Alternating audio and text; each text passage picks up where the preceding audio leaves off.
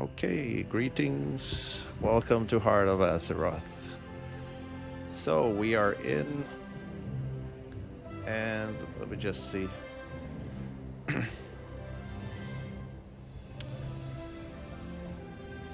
So last time I went to my house at the Gilded Oaks, and it's a little bit dark. Let me see if I can brighten it up a bit. I think it's the time. It's okay. Realm time is past midnight. So yeah, it's nighttime at the moment. That's why it's a little bit gloomy.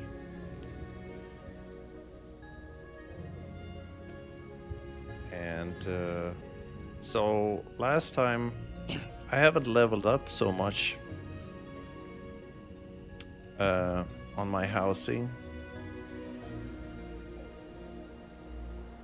I've only placed my basic sort of building in the corner. So you can find my house. Find my house. So it's at Founders Point, and the neighborhood is called the Promised Blessing Sanctuary. And my house is the number one plot, which is in the sort of southwestern corner, right below a little ridge of mountains. So that's my little place. And so if anyone wants to become a neighbor, there is actually a plot just to the south of me that is still available at the Promised Blessing Sanctuary neighborhood. Number 26, and below that, next to the beach, is number 37.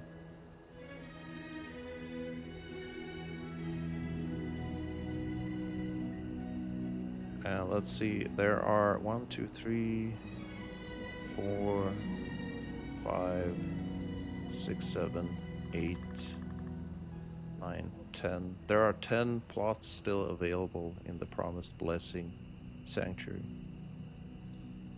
And I actually, there were actually a few plots that I felt were maybe more interesting than the one I have, but I just like the idea of having the number one plot. And I feel also that this plot does have a few things that the other plots don't have. So it's right next to this little hill or little mountain ridge, and there is a pond just next to this, next to the plot border. And to this pond, a lot of animals, stop by. You have ducks, you have wait, it's a wild horse. I think you have a goat or something stopping by at times. So you get a little bit of extra nature, you could say, and animals around your plot by having it right next to, yeah, look at this. You have a wild sheep. You have a little badger coming here to the water to drink. So I thought that was just a cool addition. If you have this little pond, you'll have other creatures coming over. And wild sheep.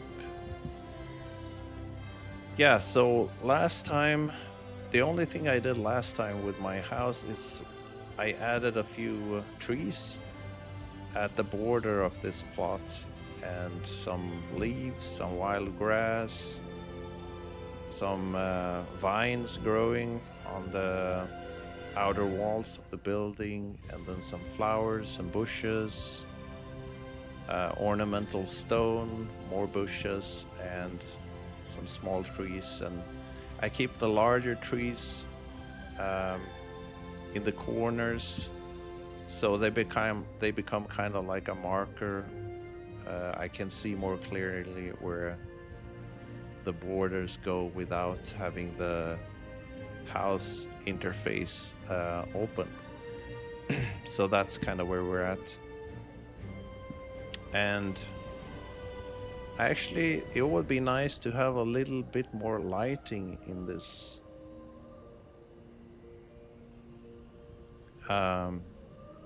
In this plot, maybe on the house or whatnot, because it's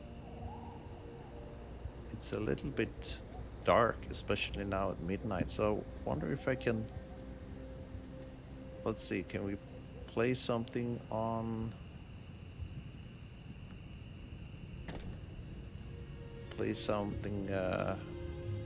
on the walls that gives it a little bit of lighting. Lighting. Wow, I have nothing. I thought I had a ceiling light, but yeah, the ones, let me see. Oh, I do have, but these are only placeable inside. Like all the lighting I have are only for inside use, unfortunately. That's strange. It's a crescent moon lamppost. How can that be only inside? Lamppost. Isn't that supposed to be outside? That's strange.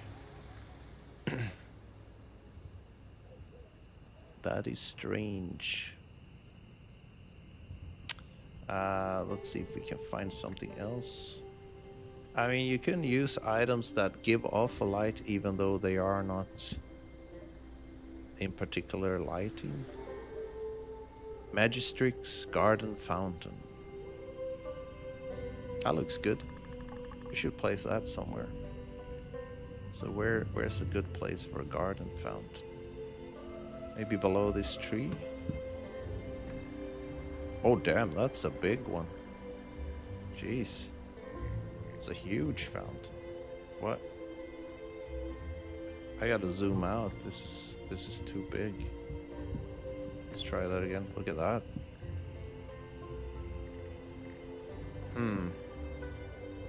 I don't know.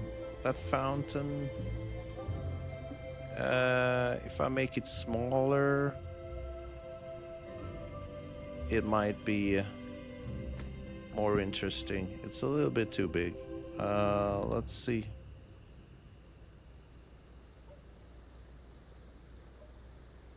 Advanced mode. Move, rotate, scale. Okay. How do I can't remember how to do that. Shift 3. Oh, there you go. So if we make it a small fountain like this, it kind of feels like 21/4 or a third. That feels a little bit more reasonable. Oh, wait, it's okay. Rotate, move.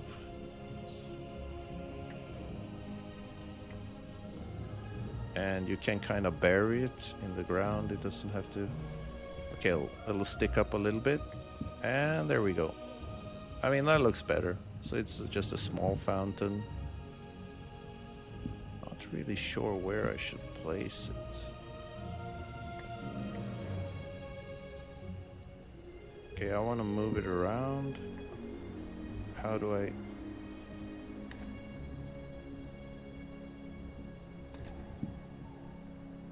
How do I move it around? Without... Okay. So I'll put it in the shadow here of this tree.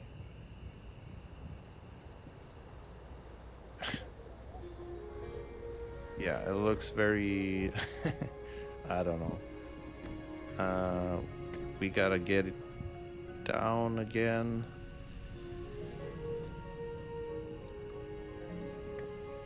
Oh, that's scaling, rotate. So put it down so it's more like a normal garden fountain. It's not protruding too much from the ground. I mean, that's okay. We'll leave that for there now. I'm just toying around a little bit. Not sure what else we can put in the garden. Skyhorn banner. So we got banners. We can probably put banners on the house, on the outside. Elegant curved table.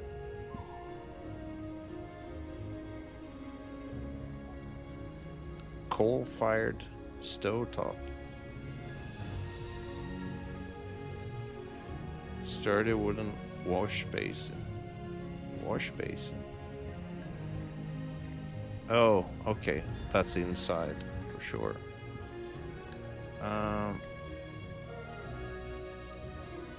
Elegant elven canopy bed.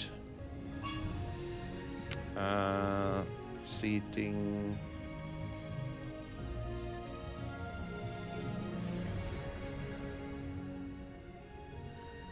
Tables and desks. You can have tables outside in the garden as well.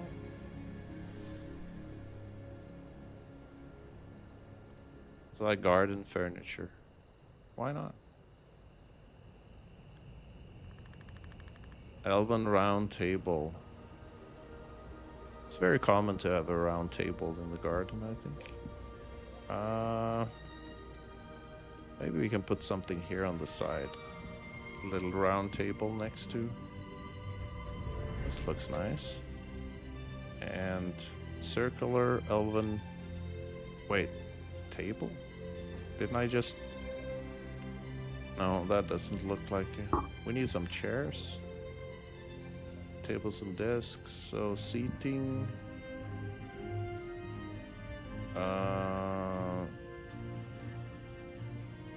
So for a round table, we would probably need round chairs. Elegant padded chase.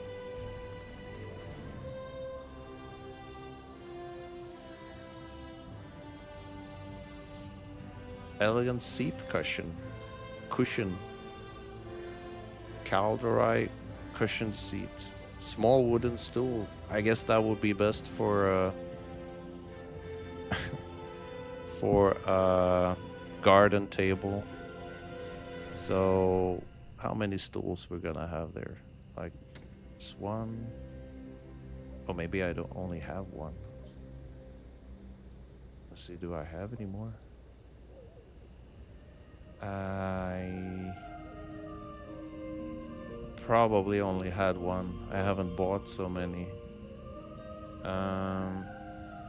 Rough wooden chair.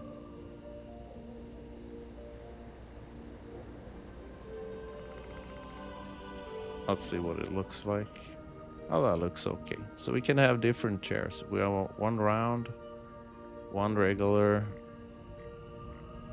and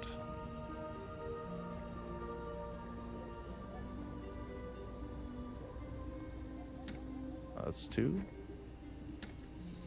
Let's move this one around a bit. Can't get the right angle. So that's two. Maybe one more chair. Calderai cushioned seat.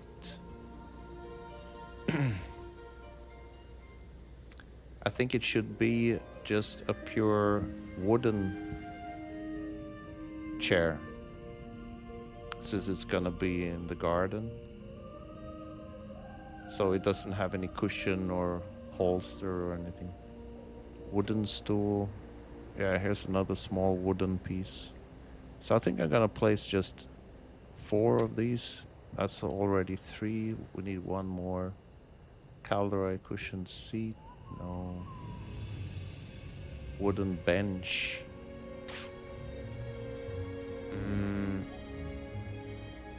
Orgrimmar chair. So we don't want any benches. It's gotta be sturdy wooden chair. But it looks cushioned. Let me see. Yeah, it's red, so it doesn't really fit into that theme. I don't know. Maybe a wood bench I can place on one side. So we got room for more there. So we got 3 chairs and 1 bench.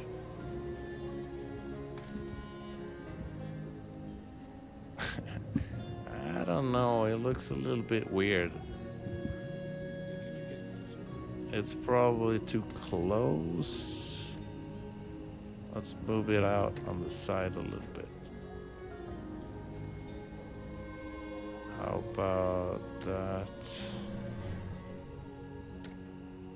I need some room. Not too much room though, then it looks weird. And it's difficult to get a good distance on.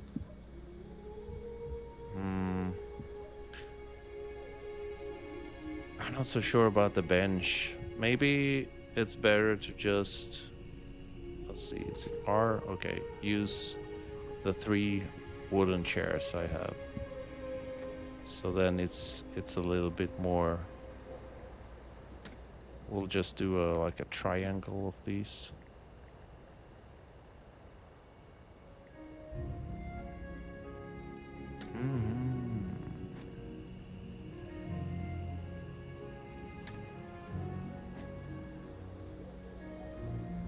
The music is great in this housing area. I don't know, it kind of looks weird with only 3 chairs on a round table.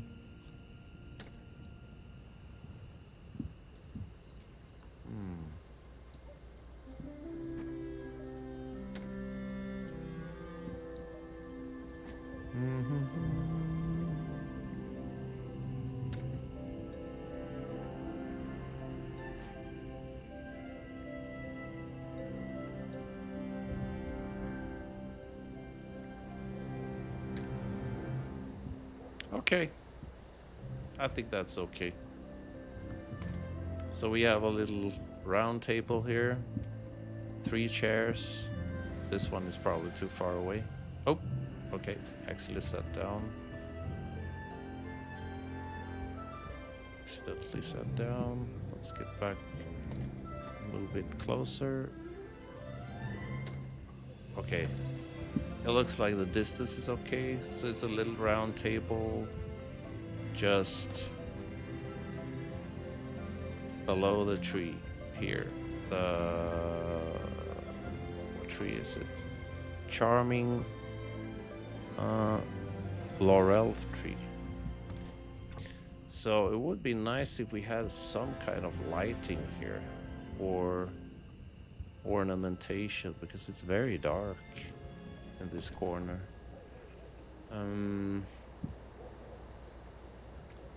Storage is obviously not what we're looking for.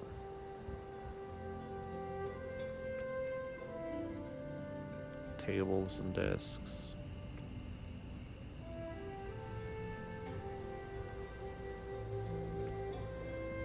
This one may give a little lighting though. It's a golden Pandaren privacy screen. Let's see. So here we get kind of some privacy.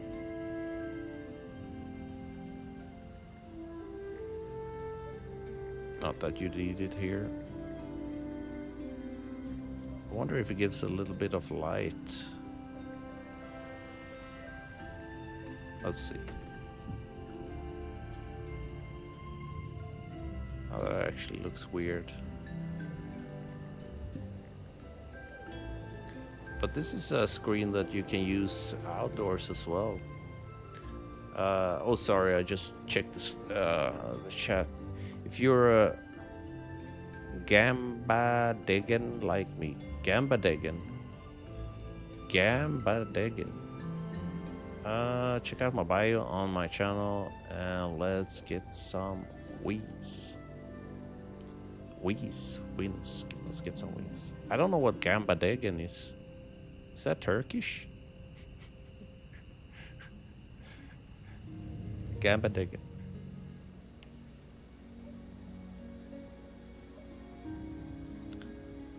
But let me check.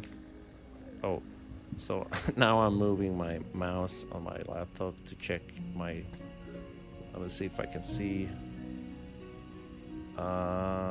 Iron Ranger Dragon God 9. Okay, let me check your channel. Oh wait, no. Hold on. I'll check it out in a bit. So my Streamlabs have a tendency sometimes, and WoW was to bug out when I flip between the windows. I think it's because my GPU is. I'm having some issues with the GPU, and also my screen.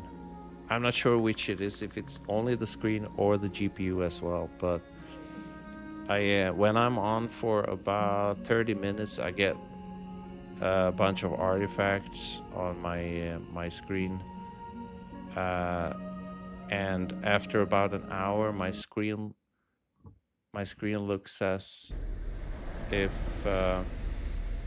I'm looking at my LCD through a television from the 1960s for some reason.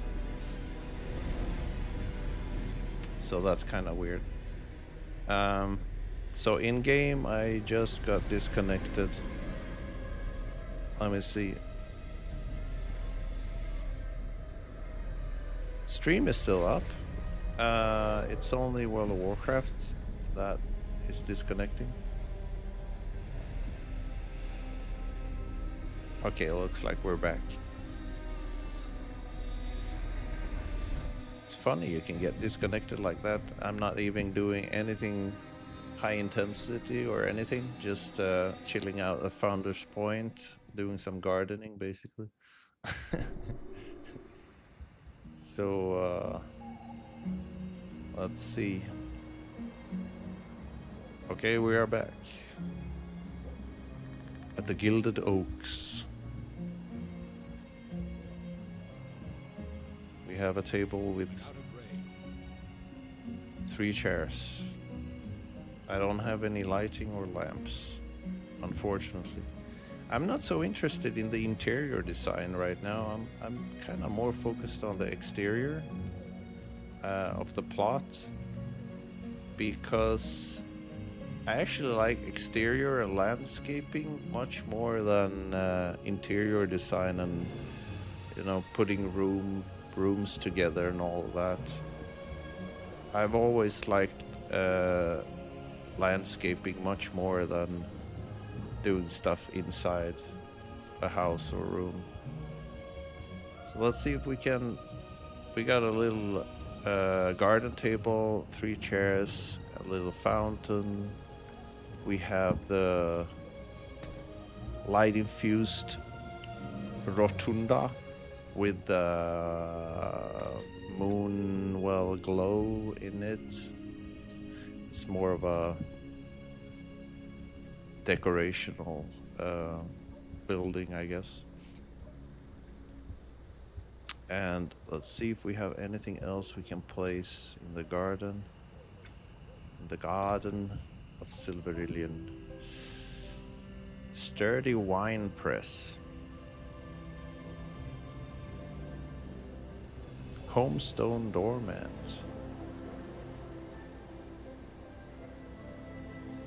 Thunder totem mailbox. Oh wait, I can put a mailbox here? I didn't know that. So the mailbox, I guess we put right outside of the plot. Let's see. So the road here. You can't get rid of the cornerstone. The cornerstone should be where the mailbox is. So can I place it on it? No. Thunder totem. We'll put this here at the front.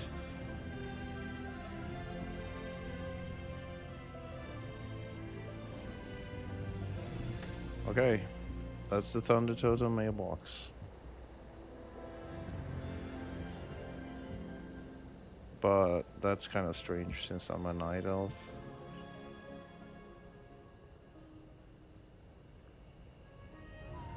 Murloc Driftwood Hut.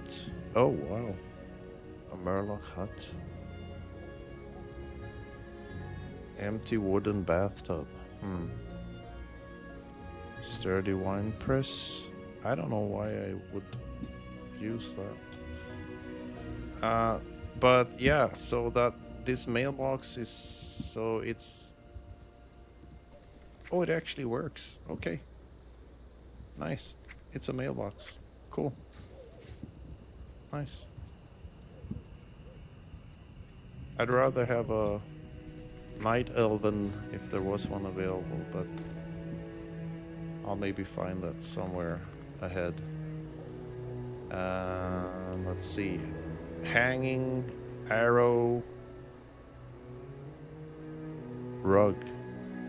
Elegant curved table.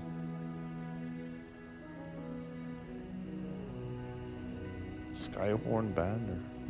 No. Tauren storyteller. Shadow forged stone chair.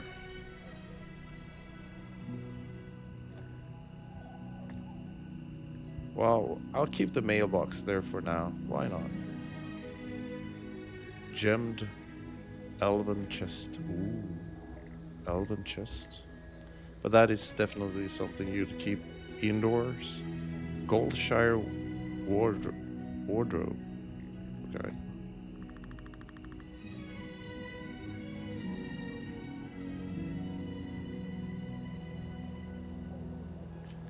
So I'm thinking like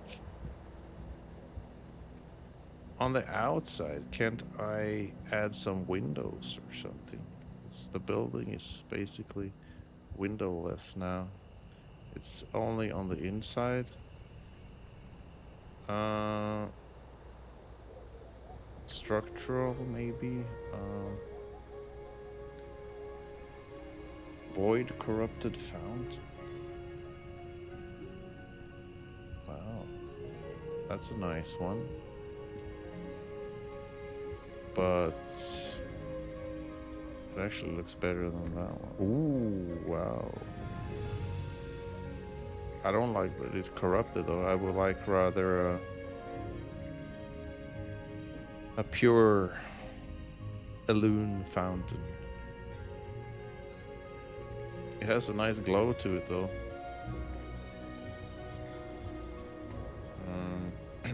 Anything that glows works for me. Wooden gazebo.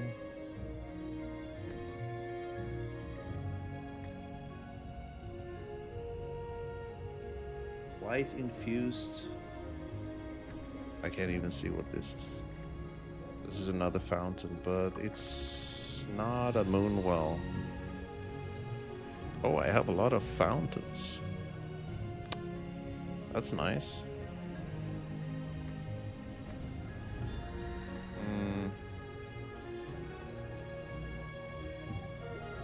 Unfortunately, I don't have any. I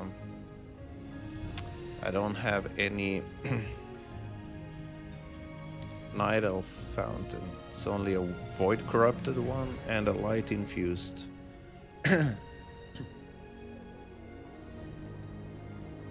Unfortunately.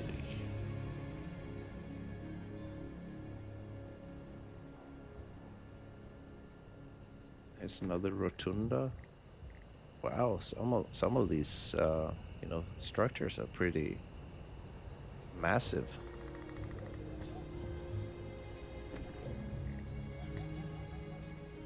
And we got the Dark Portal replica the other day, but yeah, it doesn't really fit into anything I think I would use right now, at least.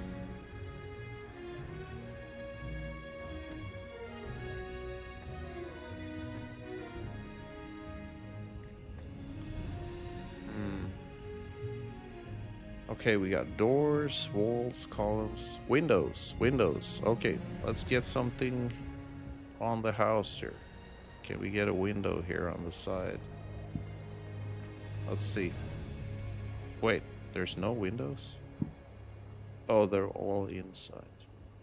So I got nothing I can place outside, unfortunately.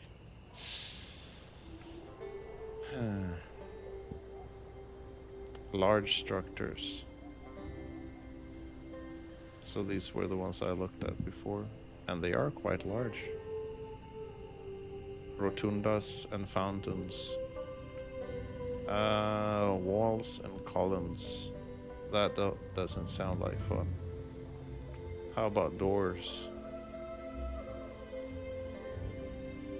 These are... Okay, I got...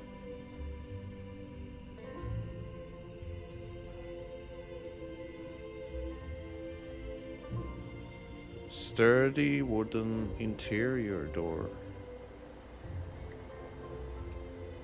So, secretive bookcase wall. So what happens if I add that one? Do I get some extra room?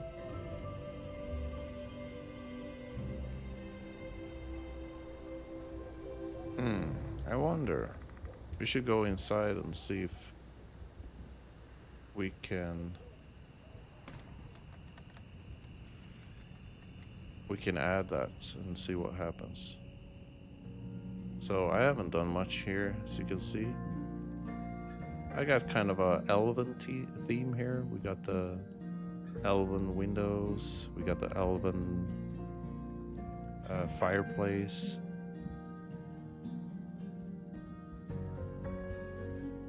Oh, you can turn the fire on and off. So this is the ornate stonework fireplace.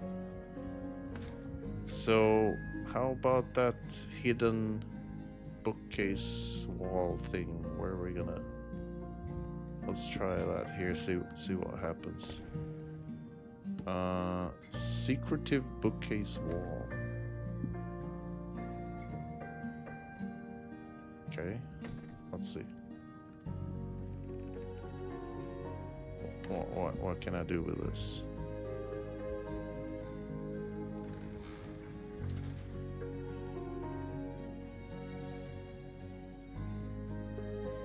I can't do much with it. It just flips to the side, but obviously I don't have an additional room or space, so can't do much with that.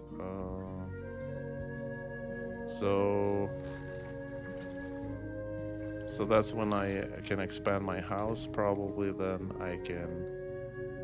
How do I get rid of this? Let's put another bookcase, something that looks better. Founder's Point front door. Elegant carved. Can I place this outside or is it just inside? Oh, this is inside for sure. Elegant carved door. It's actually not that elegant.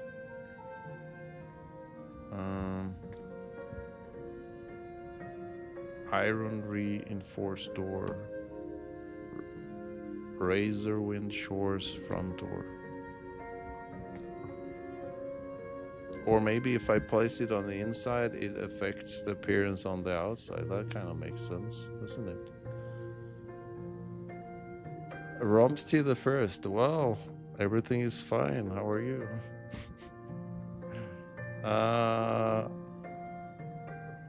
So I'm sitting here looking downwards because I'm streaming on my YouTube channel.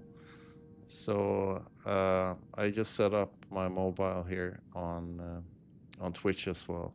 Just thought I'd try something new. See what happens. And the chat is running as well, so that's fun.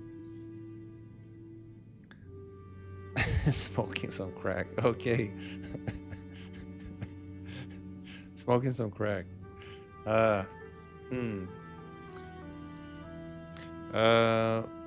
Well, don't smoke too much. I've heard it's not good for the health. I've heard better things about weed though, but I've never tried it. But I've heard a lot of good things.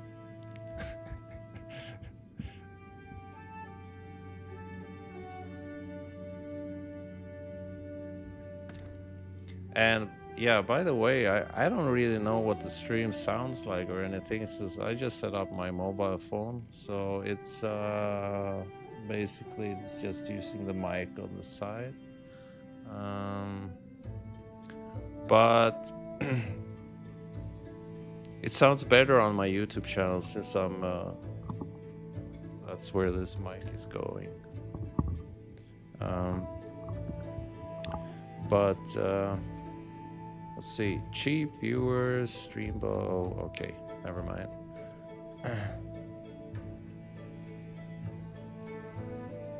The pink bottle next to the water. That pink bottle? That is actually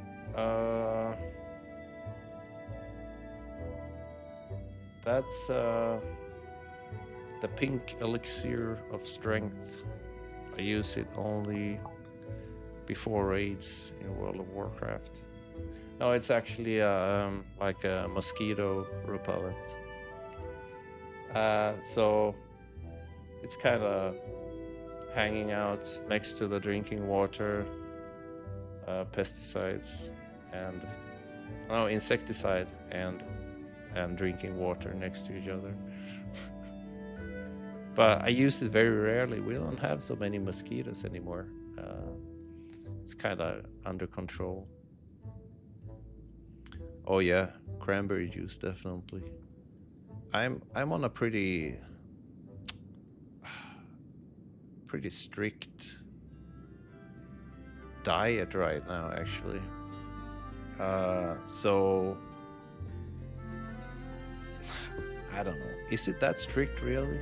Probably not. But yeah, I don't drink so much like sugary drinks, unfortunately. Cranberry juice.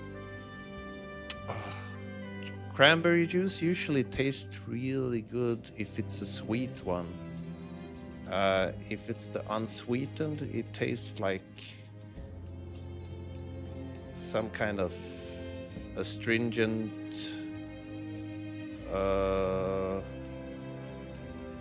sour berry juice. But it's supposedly very healthy. We only have some kind of weird cranberry juice here where it actually doesn't taste like cranberry, but it tastes like cherries, like sweet cherries. So I don't trust any of the juices I buy, because they never really taste like what they're supposed to taste like. With the crack this one. But you should get a wizard pipe instead. Get a wizard pipe and then smoke some herbs. Become a herb vendor instead. It's much healthier. There are even some I think there are some old, like in the olden days, thousands of years ago, people used to smoke certain herbs for medicinal purposes, and not just weed, but there was like other more like common herbs. I think they used to smoke also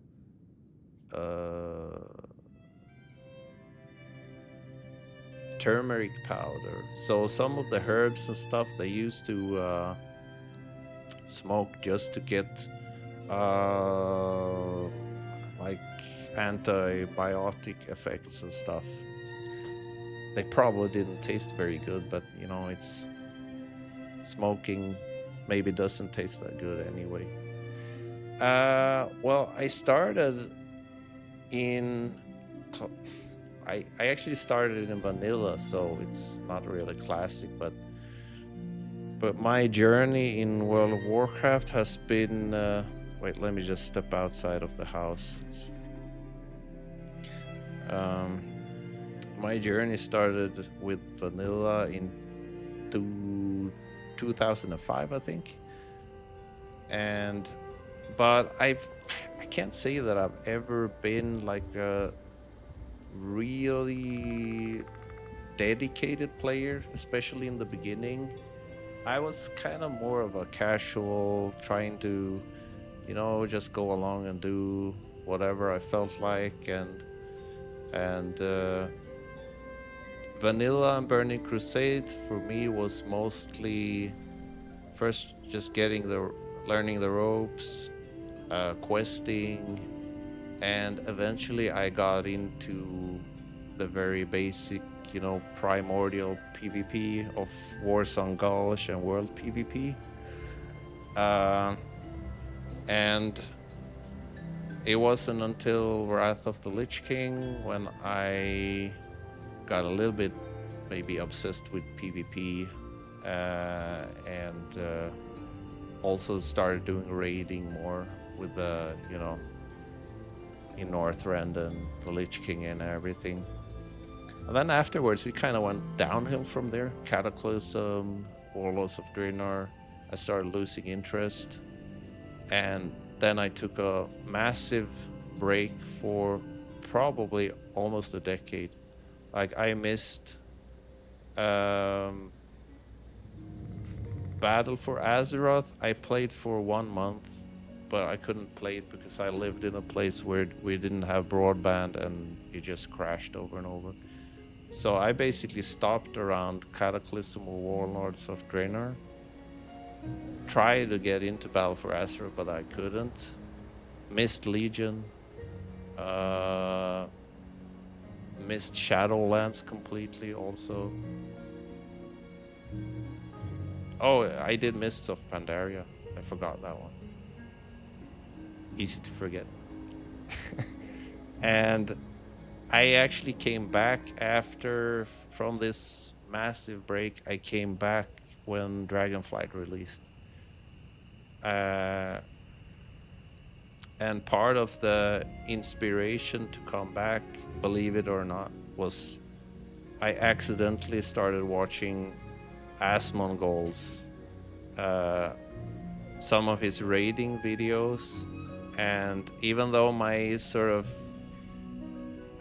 vibe and gaming style and stuff like that has maybe never really been like, Asmongold and McConnell and things like that, but I thought it was just fun, and it brought back a lot of the memories of, the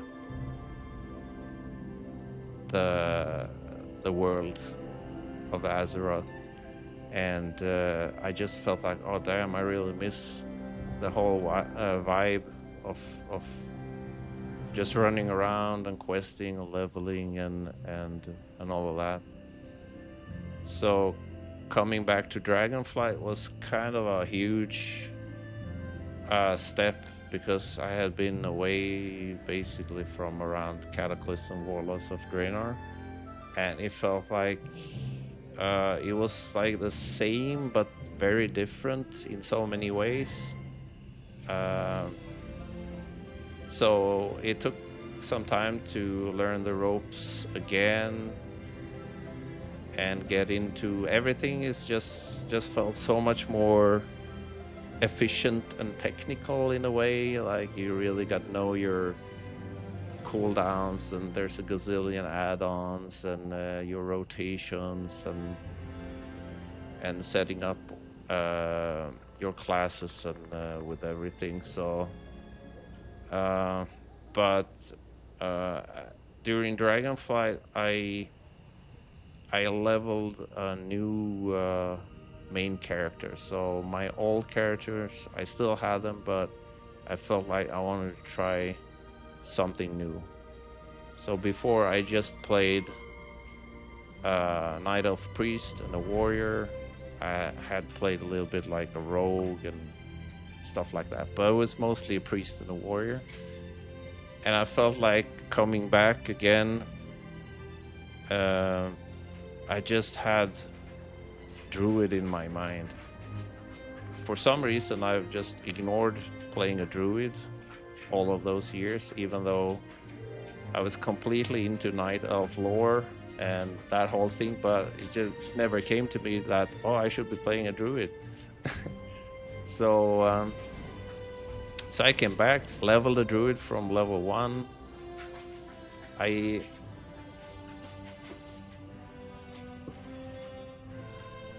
Okay, it's just my dog is trying to dig a hole in the wooden floor. I had to check on her because she actually made a similar sound like that the other day, and she had a seizure. So that was pretty intense. I had to stop the stream after that. Fortunately, it's not a seizure. Oof.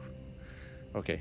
Uh, yeah. So Dragonflight was. I had a blast playing that, especially as I tried the new class that I've ignored for so long, playing a druid. And then, what was it? The Emerald Dream, Amirdrasil, and the Dream's Hope released, and I wasn't ready at all for that patch, but I was so gladly surprised. Because that is like exactly what I love about World of Warcraft. It's the Emerald Dream, like Night Elf lore and that whole vibe. So when Amirdrasil, that patch came with the Dream's Hope raid, I was like on fire. That was wow. The questing, the campaign, the raid, everything about Dream's Hope and the Emerald Dream in Dragonflight was just amazing, I think. And that was probably the first time I really took raiding seriously and really try to, okay, hell, I'm gonna try to really do an effort in this raid and try to get through this. So I started off as a Guardian Druid tank, and then I realized how much harder it is to progress as a tank as compared to a healer. So after a while in the beginning there, I transitioned to resto heals instead, and yeah, we successfully got like AOTC after a few weeks, and yeah, just an enjoyable experience. And then I realized after Dragonflight and the Emerald Dream raid and all that, I have about 3 or 4 expansions that I have not played at all. So I had to figure out, okay, what am I gonna do next? It's like I haven't played Shadowlands at all. Legion, I just barely scratched the surface on Battle for Azeroth.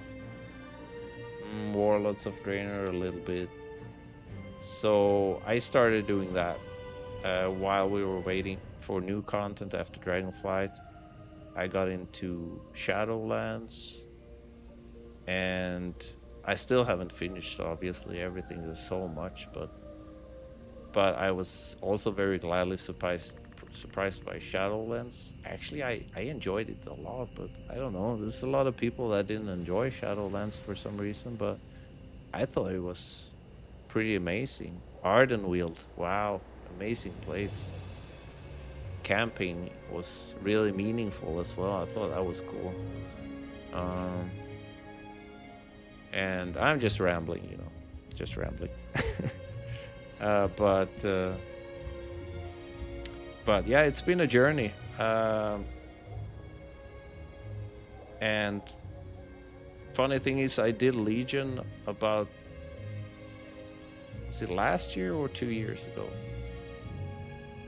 And then we got Legion Remix just at the end of last year, which was a little bit too close for me to enjoy it that much again.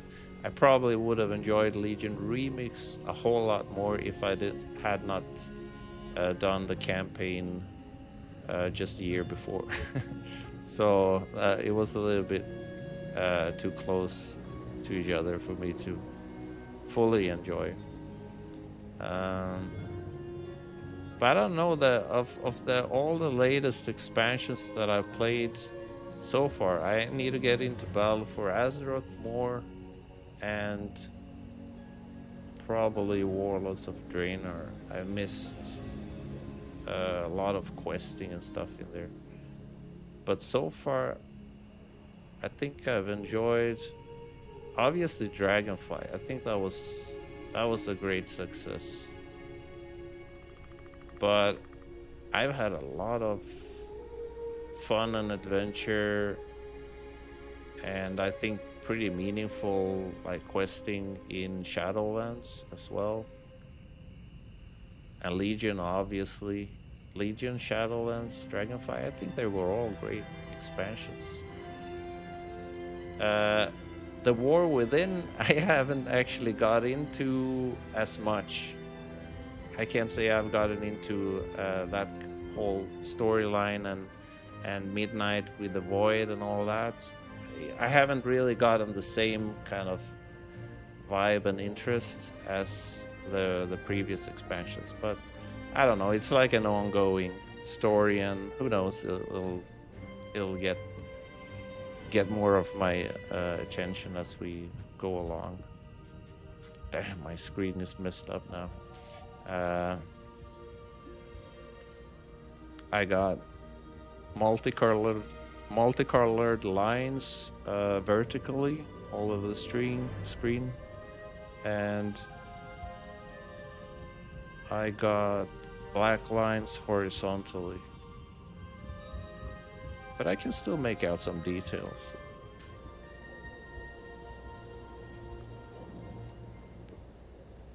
But yeah, that's kind of my experience in a nutshell.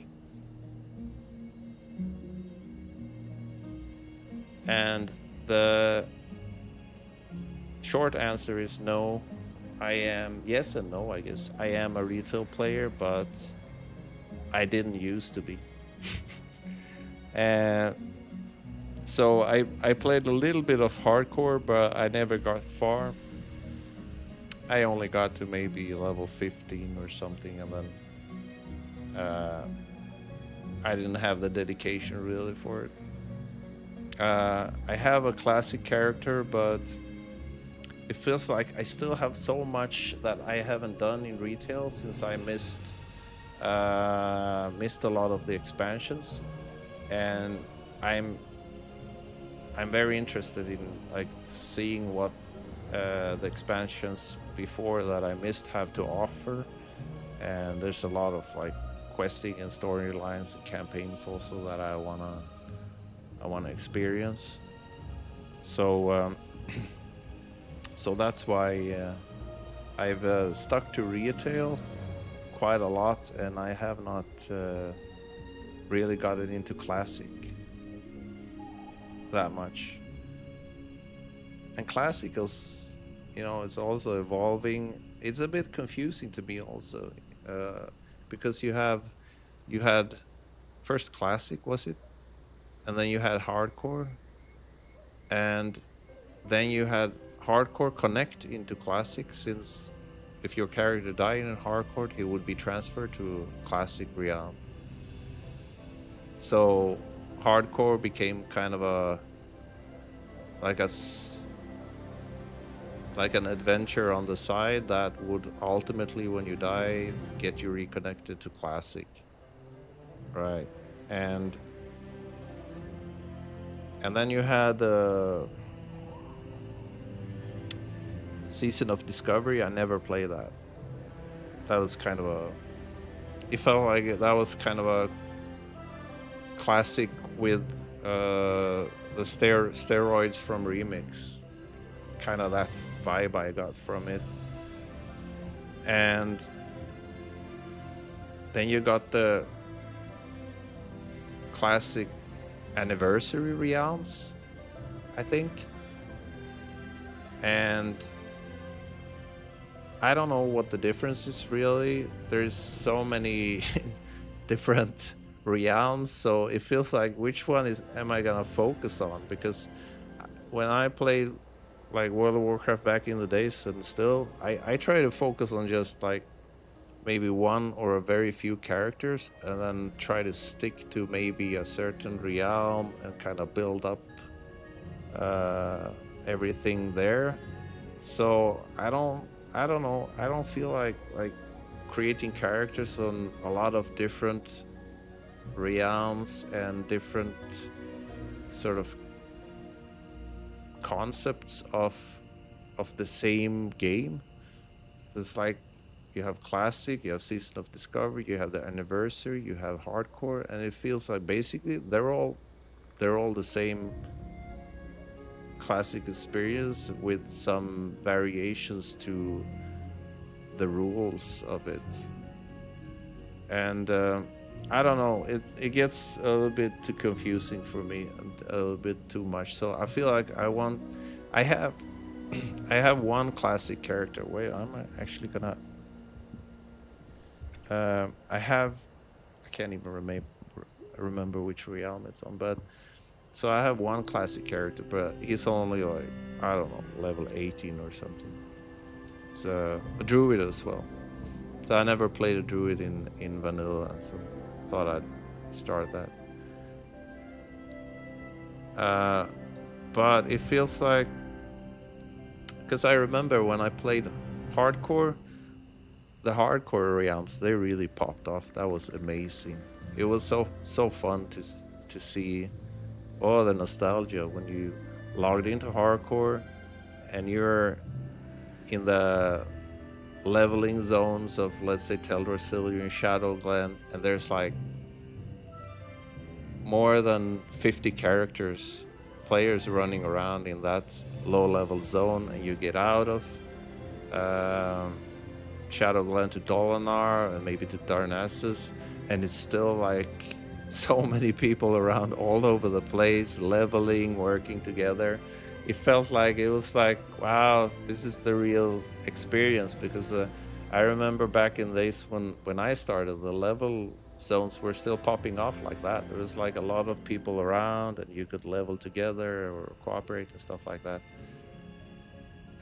So so I think when hardcore WoW released, that was a really kind of a nostalgia ride back to the days when the all leveling zones were just popping off with new players. I thought that was amazing. But then when my hardcore character died, I was transferred to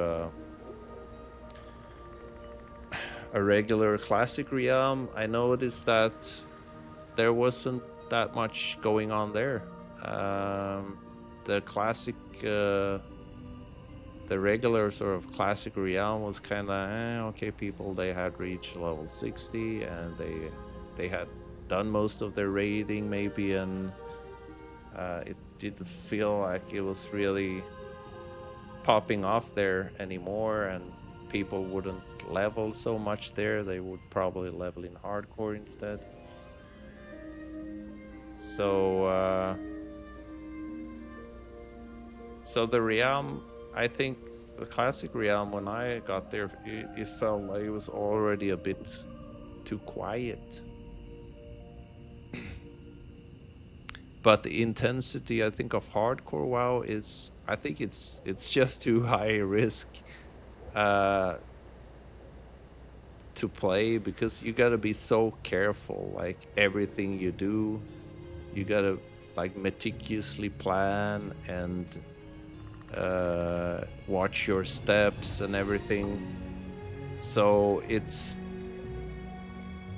a very, different gaming style, and you got to be, yeah, it's just you got to be careful with everything you do and every move you take. So it's you can't play it as careless as you can in like normal classic. um in a way, that's kind of fun, because it demands that you have to be more focused, and it also demands that you have to probably cooperate more with other players, because the stakes are just so much higher. So even for certain quests or certain mobs, you might want to group up with people, which is, I mean, it's cool. It kind of takes back the whole kind of team play, team questing experience. So that aspect, I think, of hardcore WoW is very cool. And but right now, I feel like I'm still focusing more on retail because we have the new content like with Midnight. We have housing, which I'm still exploring.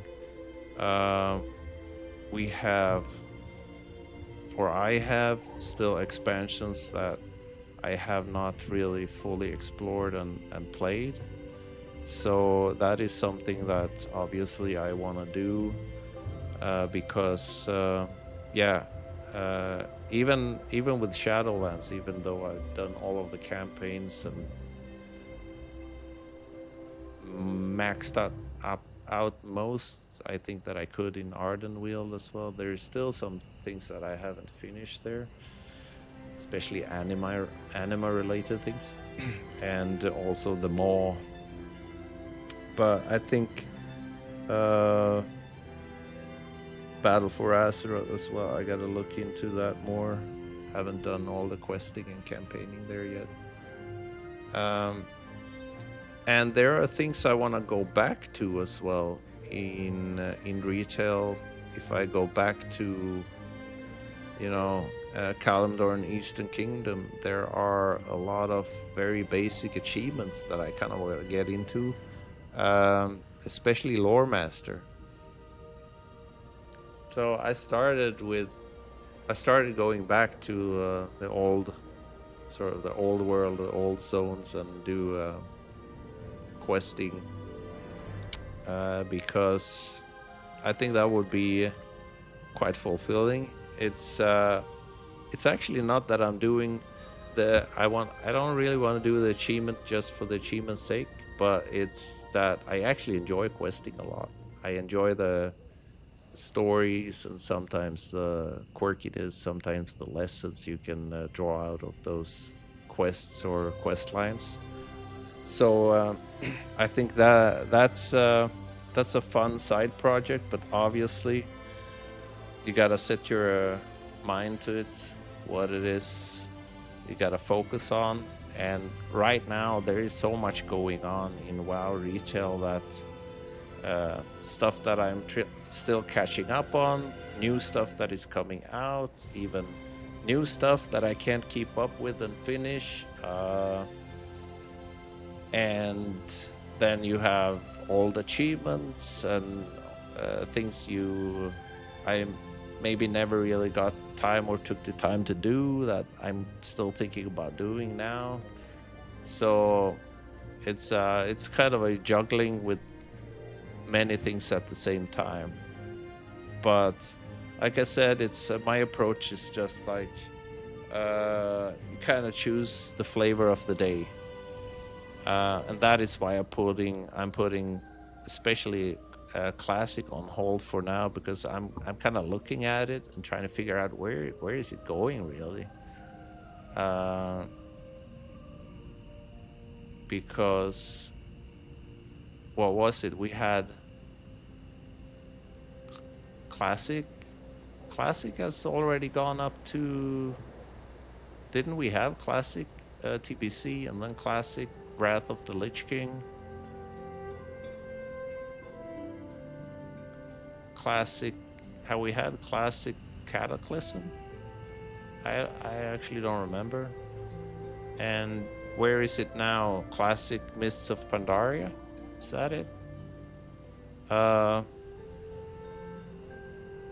but then you have the Anniversary Realms. They are still a classic, but are potentially going to TBC. That's what I've heard, at least, that people are gearing up for TBC. And that's obviously got to be the Anniversary Realms, because regular classic is already at Mists of Pandaria, I think. So, which means that classic isn't really classic anymore. I mean, it's not stuck at classic. Like, classic is already at Mists of Pandaria, and the classic anniversary realm is heading towards TBC. If I understood that correctly, I'm actually a bit confused about this. And hardcore, where is hardcore at? Is hardcore at still at kind of like classic vanilla, or is hardcore also going to TBC? If anyone knows, please let me know in the chat, because I'm a little bit confused about this. And this is also why I haven't really found, I haven't really figured out like, what am I gonna do in classic? Because at the moment I'm thinking like, if I would want to play vanilla or classic, I would probably just want to focus on the classic vanilla experience. I would probably not so much want to go past and into the Burning Crusade and further than that. I would kind of just stick to the sort of vanilla classic experience.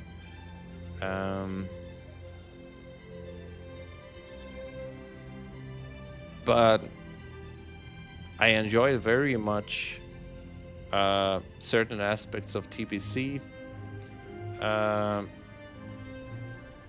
Maybe not so much Outland, actually. The aspect I enjoyed the most from TBC was actually the addition of Azure Mist Isle and Blood Mist Isle and the Draenei. I thought just that addition was amazing.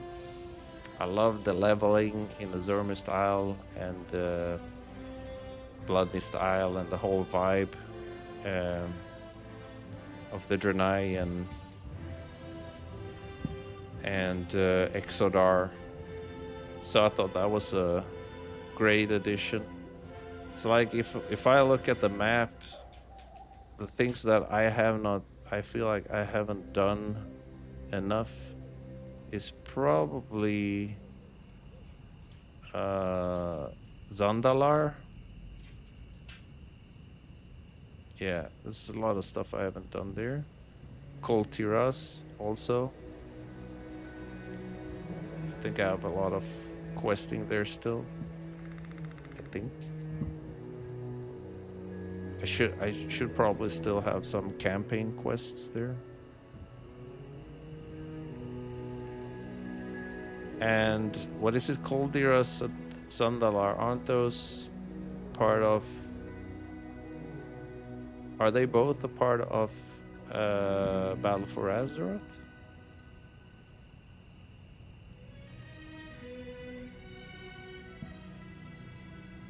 And Kaz Algar, obviously. The War Within. I feel I haven't really got into it as much. There's a lot of quests I haven't done even in the Isle of Dorn. So still a lot of quests left to do. I haven't even finished the campaign there yet, I think. And Broken Isles, I've actually done most of the questing there that I plan to do. I just have a few achievements I need to do at the Broken Isles. And the Maelstrom. Wait, what is this? I haven't even been here. The Lost Isles. Kezan.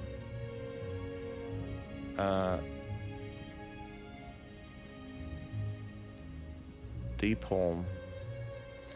So I played Deepholm, I remember when it was released, but this Kezan, I don't even remember what this is.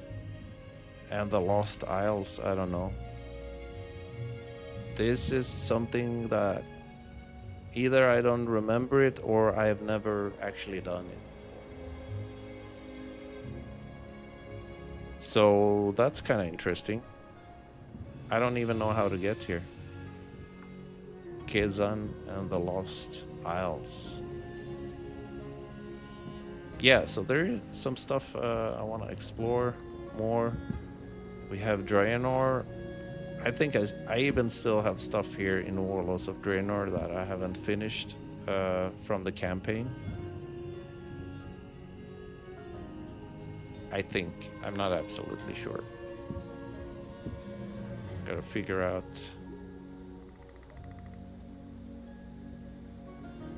Yeah, here we got something. All spirits, great and small, commune with the remains of Frostfire. In Frostfire. That seems like a campaign quest there. It's probably the last one.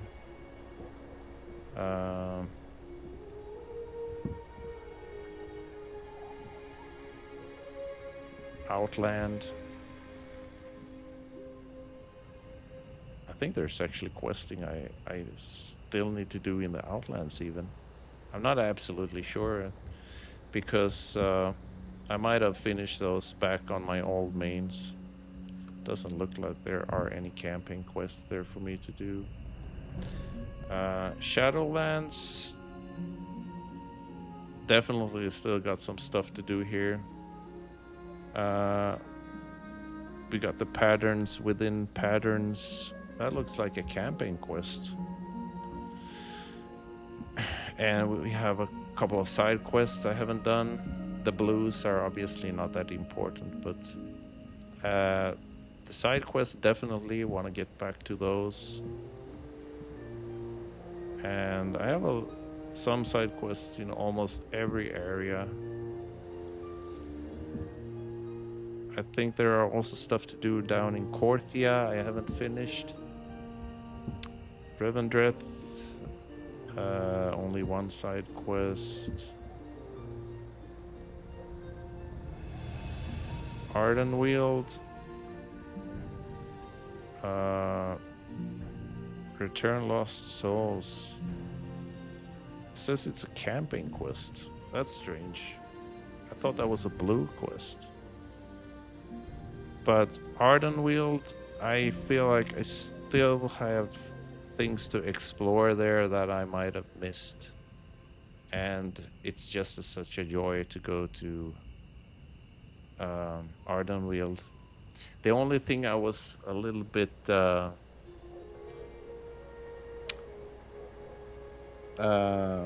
I thought was a shame, and that was that there was no raid in Ardenweald.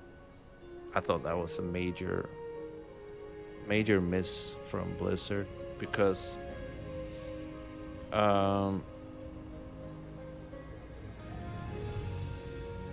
wait, I can't even see. There are dungeons here, but I don't see them. So there are 2 dungeons, I think there are in Ardenweald. So there was one down here. I can't remember the name of it. It doesn't show here on the map either. And there was... oh wait, here's one. The other side. Wait, wait. Okay, I can't see it.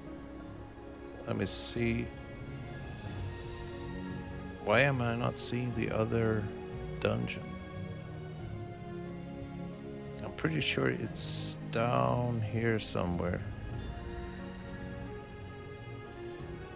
My eyes are deceiving me. Oh wait, here it is. Mists of Tyrnarskythe. I think that dungeon is...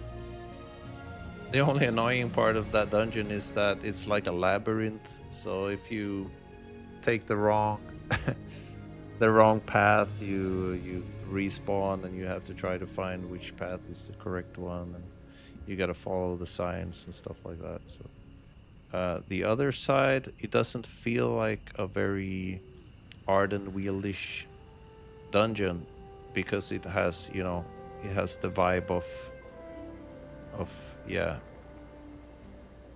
the sort of, what is it, trollish Aztec vibe to it, the other side. And I think those were the only two dungeons we had there, if I'm not mistaken. So I think for a zone as amazing as Ardenweald was, I think that it deserved more attention. I think it deserved more content, because it's such an amazing zone, both lore-wise and graphically, and the ambience and everything. It had such potential, I think, to become more than it became. It could have, I think it could have had at least, I think the dungeons should have been different. I think they should have been more themed towards the actual theme that you feel when you're in Ardenweald. So it felt like Mist of Tyrannoskaith was okay theme wise. I think the other side was a bit off. It didn't feel like it was in place. So it would have been nice if there was another kind of dungeon, more Ardenweald themed than the other side, and maybe even another dungeon up here to the north, following the theme of either Glitterfall Basin. I mean, they could have made several dungeons here. Like, they could have also made, like I said, there should have been a raid, Ardenweald themed raid. Maybe even the raid could have been, I don't know. You could have had the raid maybe at the Dark Reach, or you could have it themed with the Winter Queen, and the raid could actually be you enter the raid on the second floor in the heart of the forest at the throne of the Winter Queen, or next to that could be the entrance to a raid, and the raid could be called Heart of the Forest. Wow, just imagine how much they could have done with that. The Heart of the Forest raid. Ooh, that would have been amazing. It could have been as grand as the Dream's Hope raid was, but Ardenweald themed and located at the heart of the forest. Just wow. So that's in my alternate reality, that raid exists. The Heart of the Forest raid in Ardenweald. But if only.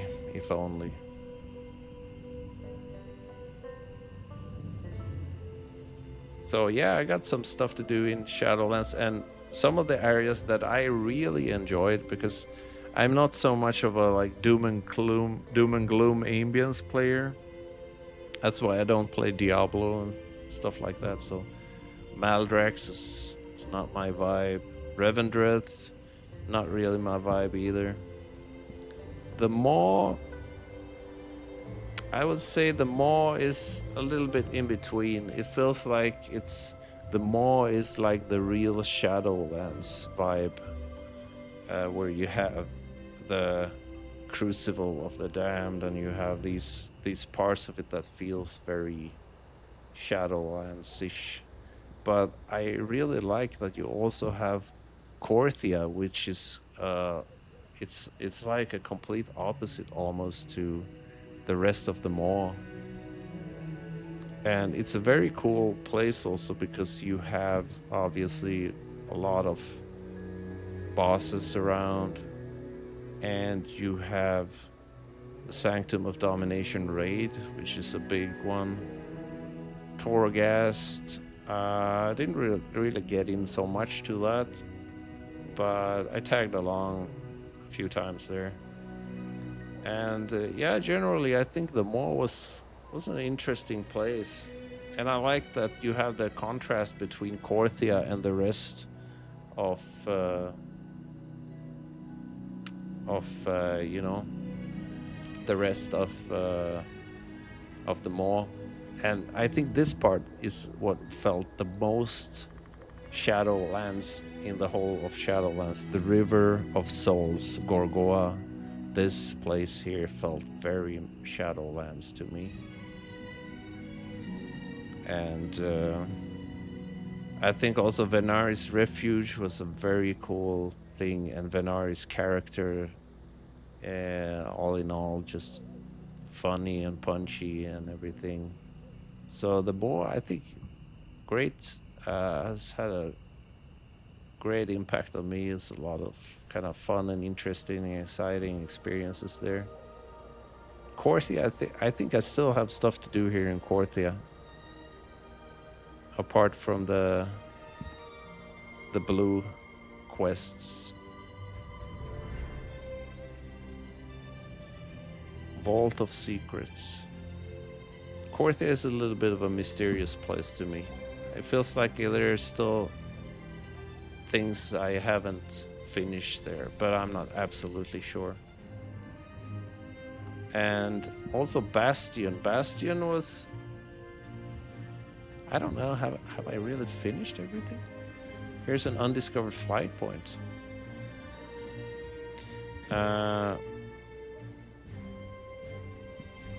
I don't know. There might be some side quests there for sure. I don't think they're showing up now because, let me see. Hidden low level quest. Oh, okay. Yeah. That explains it probably. Because I'm level 80, so they would be regarded as low level. But actually, nothing is showing up.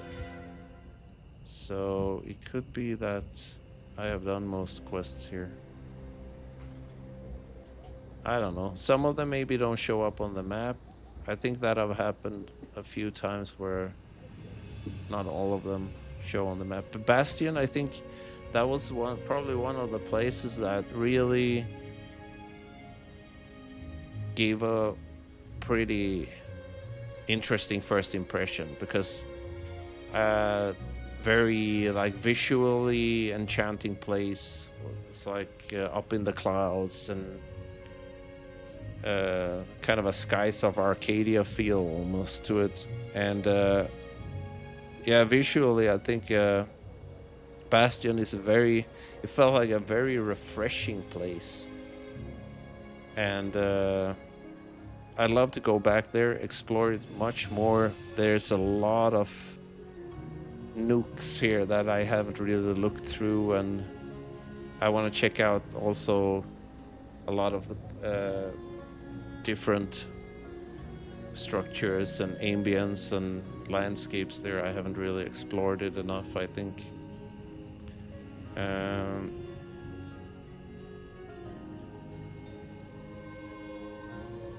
Let's see, do we have any quests here? No, nothing is showing up. Zerid Moor, this is the only place where the side quests show up for sure here. Lost Grace, the Wellspring of the First Ones, Forge of Afterlives. I mean, I think this place is really cool as well. Plus you have the big raid here, Sepulture of the First Ones. And I just think this zone was amazingly well organized and just laid out in a very interesting way, visually and everything. It's got a lot of variation, and yeah. This is why every time I hear someone criticizing Shadowlands, the Shadowlands expansion, it was so negative and everything was bad, and I don't know. If I look at it, it's like you got a little bit of everything here. There's a little bit for everyone here. Like for me, who like the maybe softer magical lore, inspired with night elves and things like that, and heavenly things. These three areas for me were like big win, like Ardenweald, Bastion, and Zereth Mortis. Like these three zones alone just make the Shadowlands experience for me just uh, very exciting and enjoyable. Then Maldraxxus and Revendreth, I just kind of did them because I had to do them.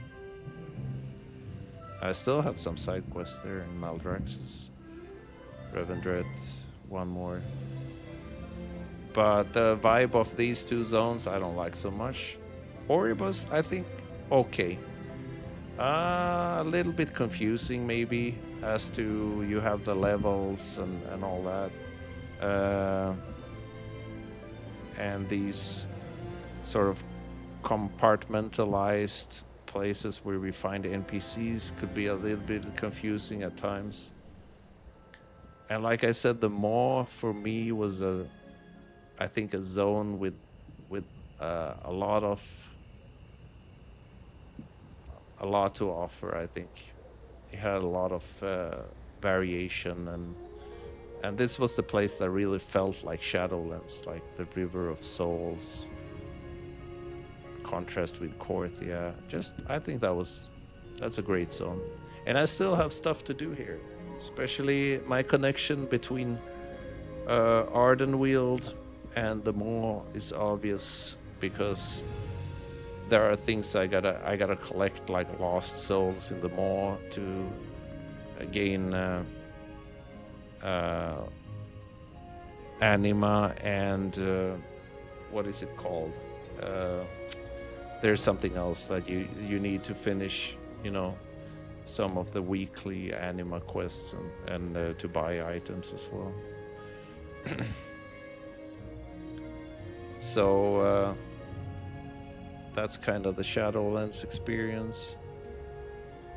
But I'm kind of intrigued by this, the Maelstrom, because here you can see that I've been around Deepholm, and I remember doing that. The Maelstrom, this, I don't know what this is.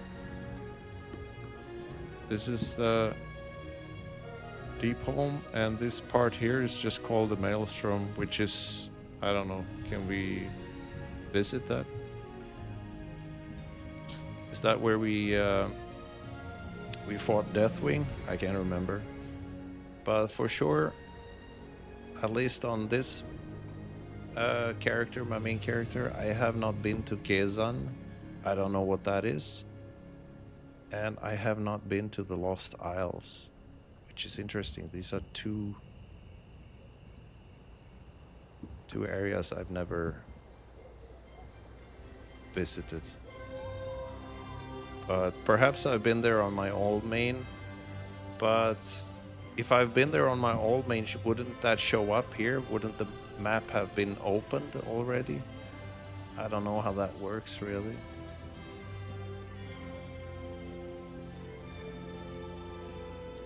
So there we go. Okay, my screen is looking a little bit better now.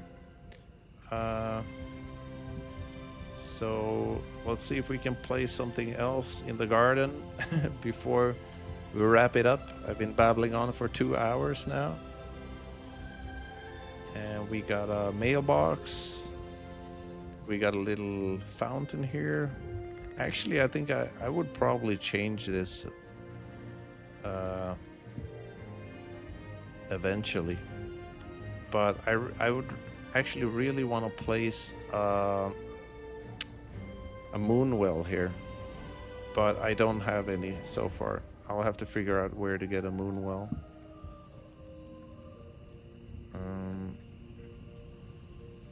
And so we got some. I'm not so sure if I should keep this one here. The plant on the side. I got some plants on the hanging on the roof here in the front. I can't seem to change this part of the door. Or can I? Let's see. Iron reinforced door. Can I? Oh, maybe I can.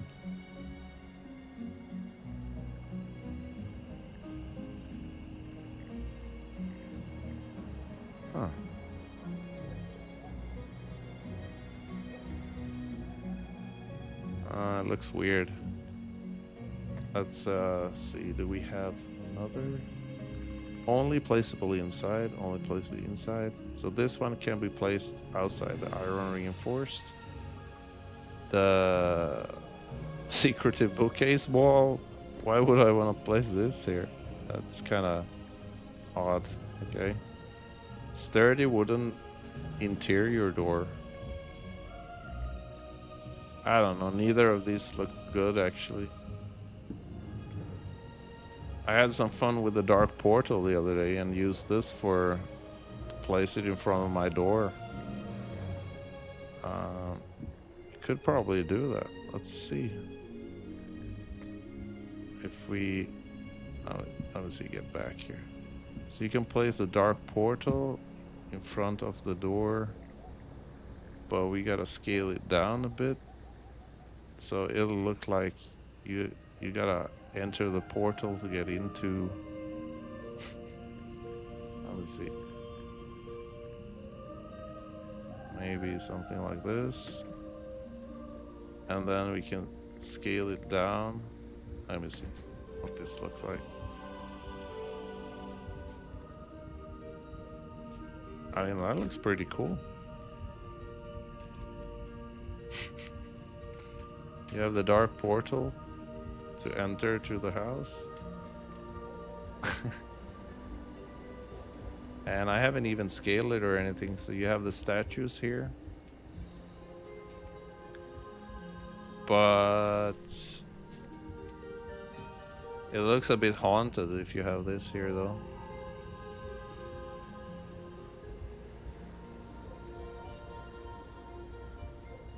And I can still enter. So now it's just perfectly placed. The dark portal into into the house.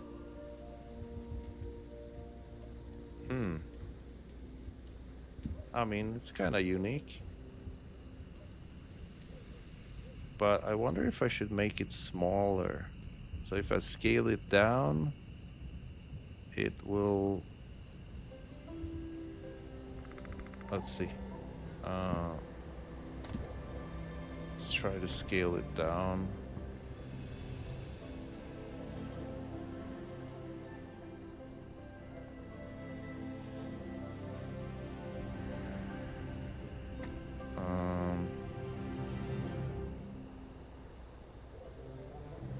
Snap the grid. I wanna scale it down. I'm looking at the wrong. Let me see. Okay. Advanced scale. Okay. See. There we go.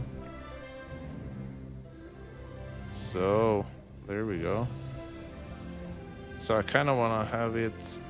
I kind of want to hide it a little bit. But we still want the figures here to show. We don't want their heads to get into the... Okay, let's look at that. Into the roof. Or the wooden. And that way we can get rid of also the ornamentation from the portal. They're not really protruding. Well, actually they are on the side, but not so evident anymore. And yeah, you only got these pegs there on the side, so it flows better. And the position looks pretty good. So you have you can see the entrance, and we have the guardians to the left and right. It doesn't look like it's perfectly centered. That's maybe because of the size.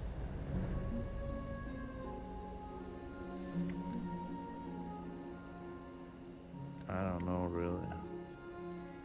Like we go of the height of the door, then we gotta do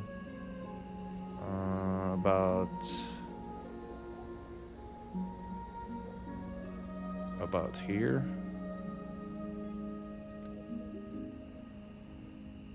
and move.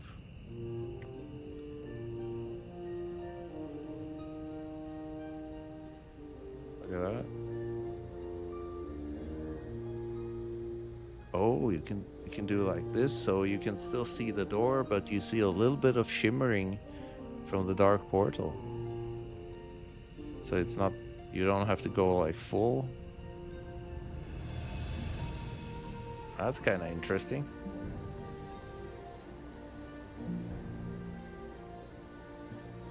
But this, yeah, if you do it like this, you don't even see the door. But if you pull it in a bit, we can get the details of the door as well.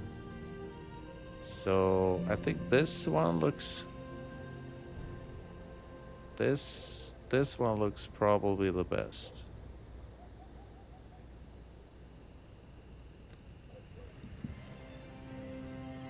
And now it's centered as well. It's a little bit smaller. And let's see, do we have anything protrude there? No. Since I made it so much smaller, it's not protruding at the top. And you have the statues to the left and right of the entrance. I mean, that looks cool.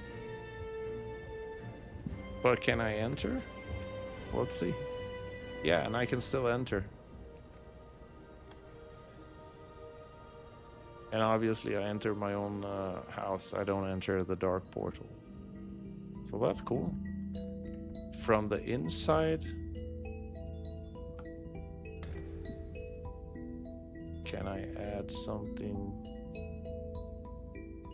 I don't think I can add the dark portal. I only have one of them. Suramar window.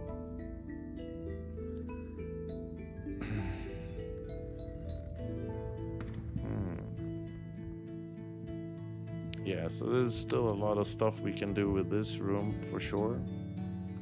It's still very limited. I basically only have a fireplace, 2 windows, and a lamp. That's it. Let's get out. Music is nice also inside. Very enjoyable. Very enjoyable.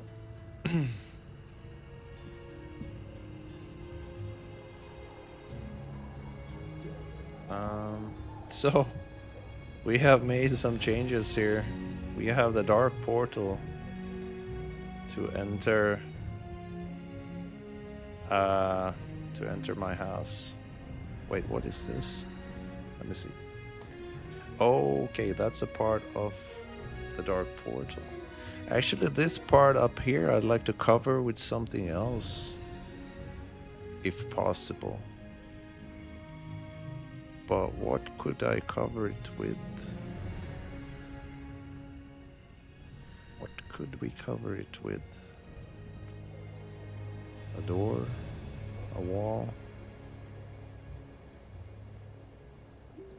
Window? Not a large structure, that's for sure.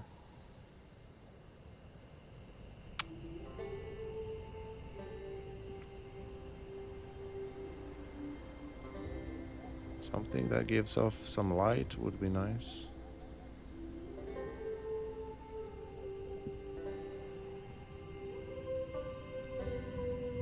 A banner would be nice, but nature, lighting.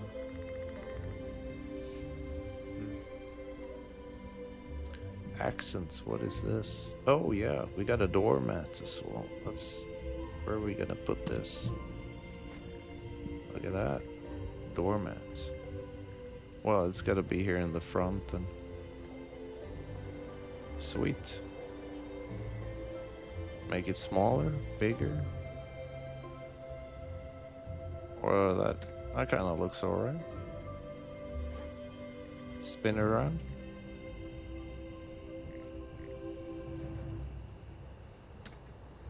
That's the doormat. Can we put some glowy stuff up here, maybe? These? No, I don't think so. That's not a good idea.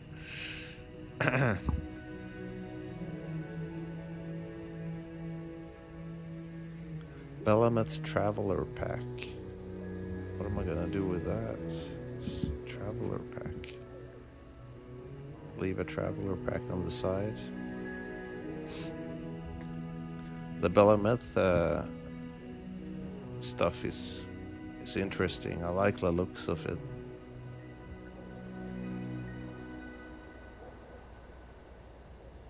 Calderai. Perhaps. Can this be placed up here? Maybe it can if you change the position of it. So. Wait, you can place this on the door? No. On the wall outside? Wait, so we got some ornamentation.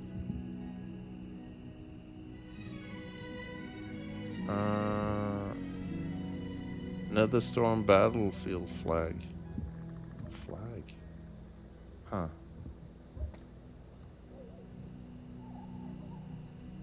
Battlefield banner. We got dual flags, banners.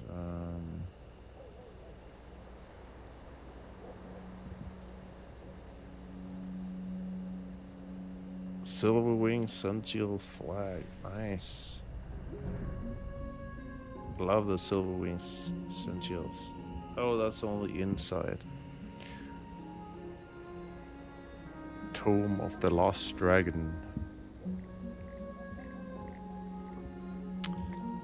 So we're gonna step back. But I think that's a pretty cool addition to have the miniature replica dark portal, because obviously they might have thought that you can use it as something for your front door. I think that's at least what first came to my mind.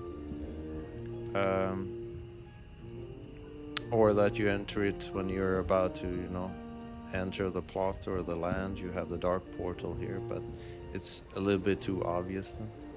This mailbox is protruding too much. It's too large, I think. We gotta make it smaller.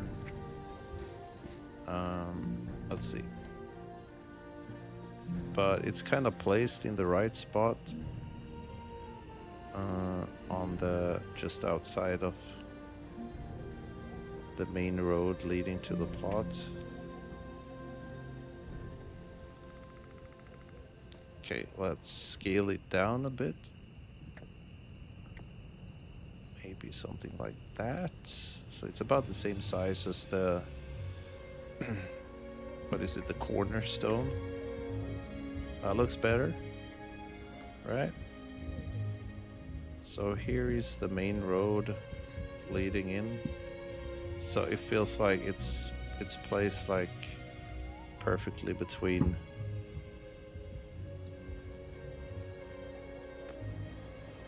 opposite to the cornerstone.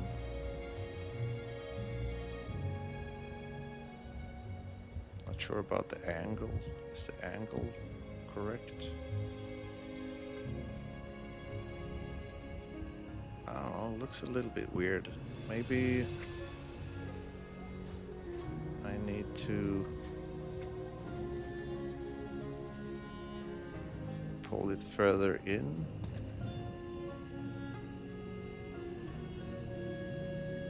I don't have a fence either, not yet. So maybe this is a better angle.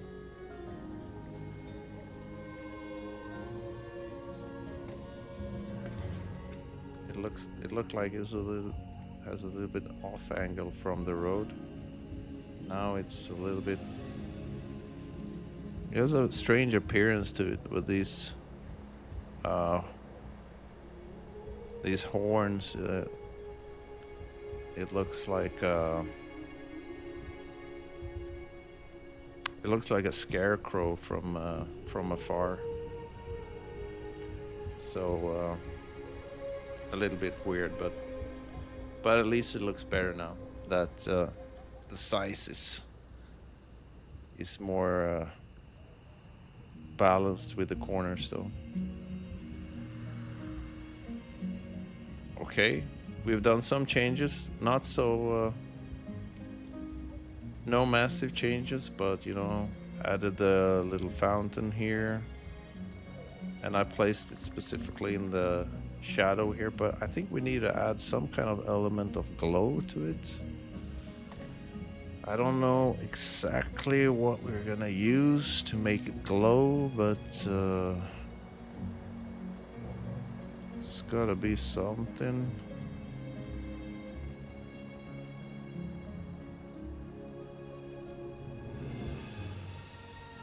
Circular woolen rug. Oh, this is not glowing. What is this? A small fruit platter. Okay. Oops.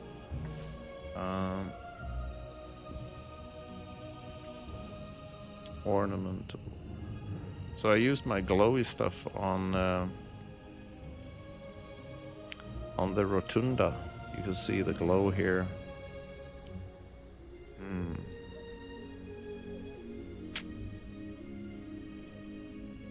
I don't know. I gotta have some of the glowy stuff.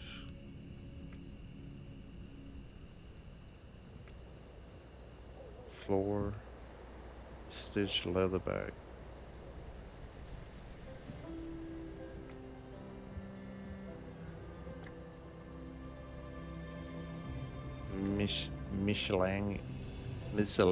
Miscellaneous. That's a difficult word for me.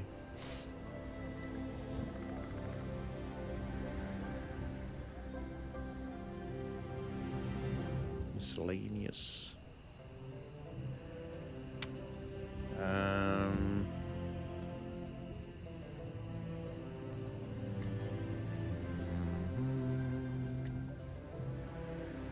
Still got some trees left. Bushes, no. The lighting, unfortunately, nothing outdoor. Structural.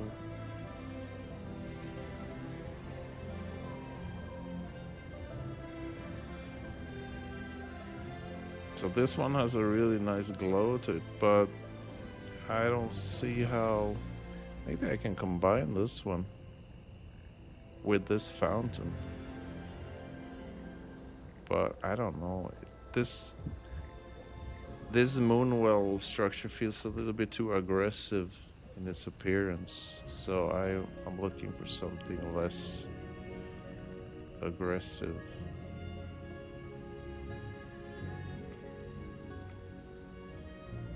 Yeah, I don't see that I have much more to choose from when it comes to any glowy stuff, at least.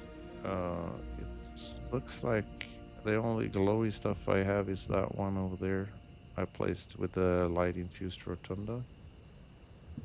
And I could try to get more of that, whatever that was. I don't even know what it's called, so.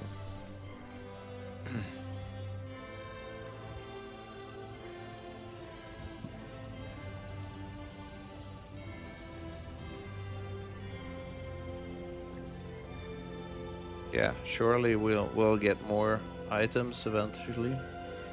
And I think there is even some stuff I need to get from Belameth, from the vendors there. So we could probably pay Belameth a visit and see what we can get from there.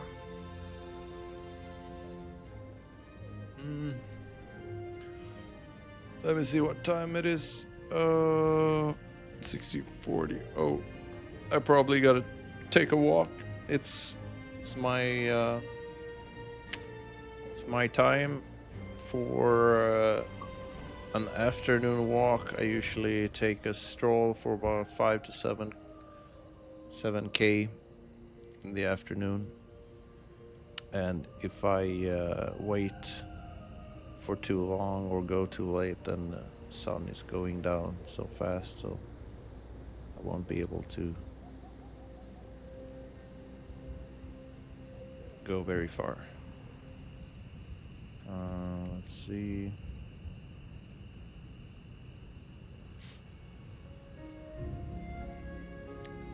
All right, so I'm gonna end the stream here.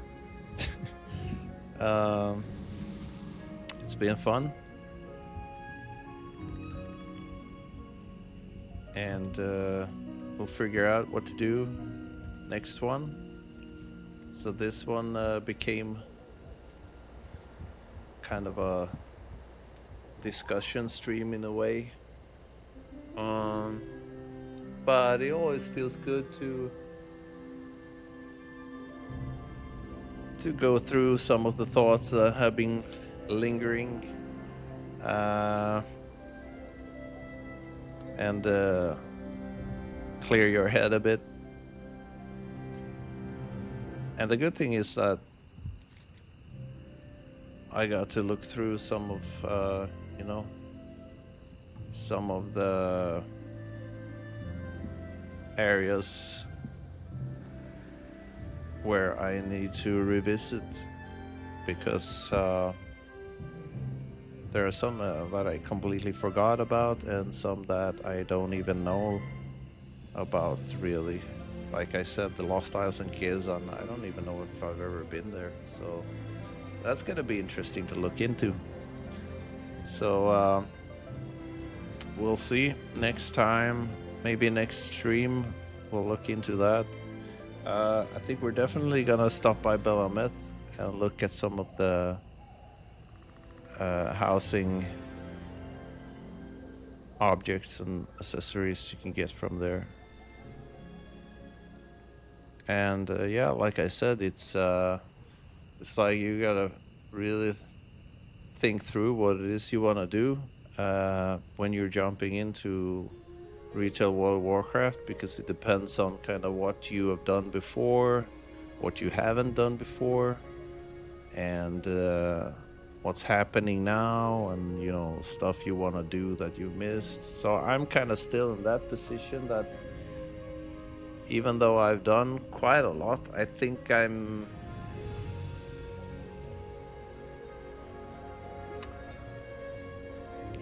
feel like I'm kind of 50-50. Like I've done about maybe 50% of the stuff that I think I've missed. Possibly more, but there's a lot of questing and side quests that I've missed out on, and it's hard to say as well, because there's some stuff that I don't even know about, so I can't really say like how much I've done and missed, because obviously I don't know about everything that I haven't done. But I think I've done much of Draenor, but I gotta get back to Draenor as well and check that out. There could be some quests left of that campaign. Outland, I don't know. It looks like I've done most of it. Shadowlands, I still have some questing to do, especially in Zereth Mortis, and some anima things going on in Ardenweald that I haven't fully finished. Also the Maw, Kul Tiras and Zandalar for sure, and now in Kaz Algar I haven't really caught up with everything.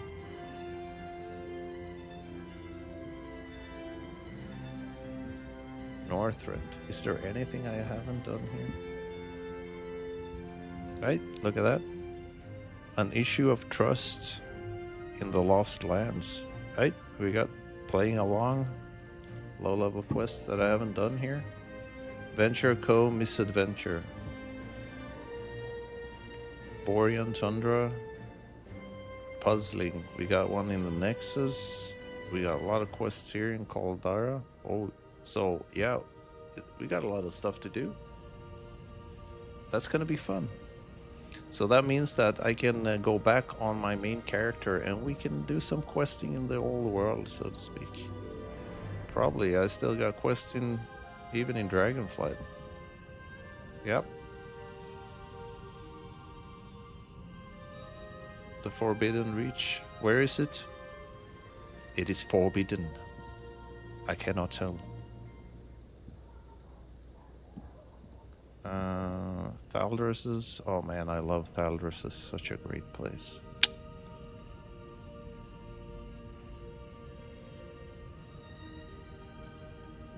Dragon. I think Dragonflight was such a good expansion. Still is. There's still stuff I want to do here.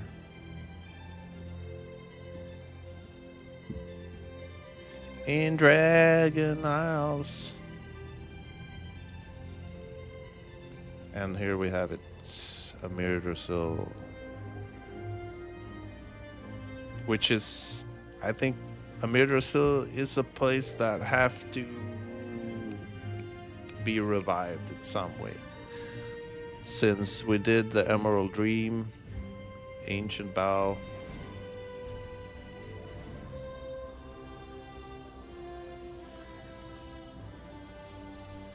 Shaping the Dream Surge.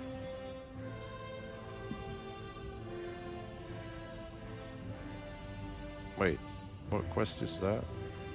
Oh, it's the Dream Surge. Firak Assault. Yeah, I think Emerald Dream was just amazing. Blooming Dream Seeds. Yeah, just so much. The Super Bloom. First time I did the Super Bloom there, it was so freaking amazing. It was so many players and it was just crashing through the whole area of the Super Bloom. And it was so intense. It was like, and it was made to be so intense. And that was really cool. And I loved it because it's an event where anyone can just pop in from the start or along the way and just join in and do it. And I remember in the beginning we got really good blue gear that was BOEs, Bind on Equip. So those could be sold at the auction house, and eventually they sold for quite a lot of gold at the auction house. But they were only available, I think, at the beginning. You got BOEs from Super Bloom and stuff. So I saved a lot of those and then auctioned quite a lot of them away for a decent amount of gold, actually. And we have Hibernation Heroes.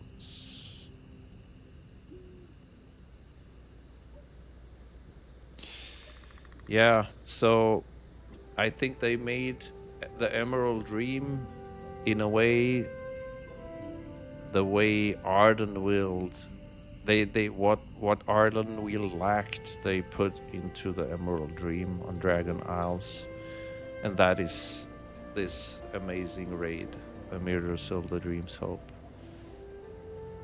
So, like I said, wow, if Ardenweald had a raid like this, it should have had like Ardenweald, the Heart of the Forest. Oh my god, that would have been such a good raid. And such a good, I think, completion to Ardenweald itself, if you had it. But you know, ideas, they may not always flow at the right time, and there are so many factors at play. So that is just something that I personally would have been very excited about if Ardenweald had a Heart of the Forest raid in it. That would be amazing. Amazing. Okay, so yeah, we've been looking through the maps and dreaming away from to the past, the present, and the future. So this is what we have. This is what is coming, and Karesh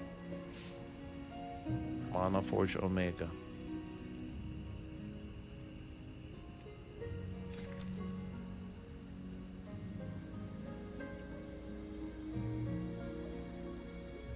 I haven't done this. Can we do this? I actually don't know. It's like, is this raid available? But I gotta set up my druid properly. Probably heals I would go. Diminishes all devouring. I haven't even done this. And let me see, so we have Mana Forge Omega, and that's a raid. We have Ecodome Aldani, Tazavesh, the Veiled Market. I haven't done either of these.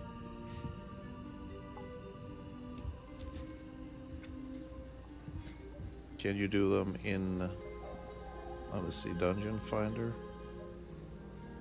Oh wait, we got Time Walking right now, Wrath of the Lich King. Let me see which dungeons we have in the War Within. Specific. Oh yeah, we got him here. The Dawnbreaker, Tazavesh.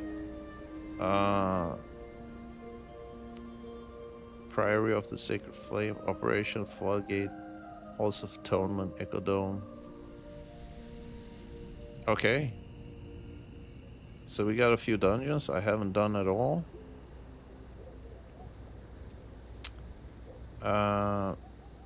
We could do like random heroics.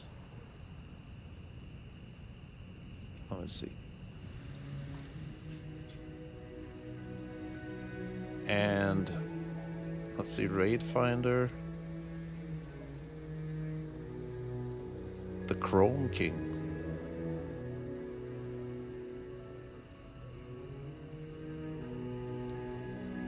Oh, Gallywix. But yeah, we don't have the Karesh raid here. This is just Liberation of Undermine and Nirub, our palace. So it's not available in LFR. How about raids? Let's see.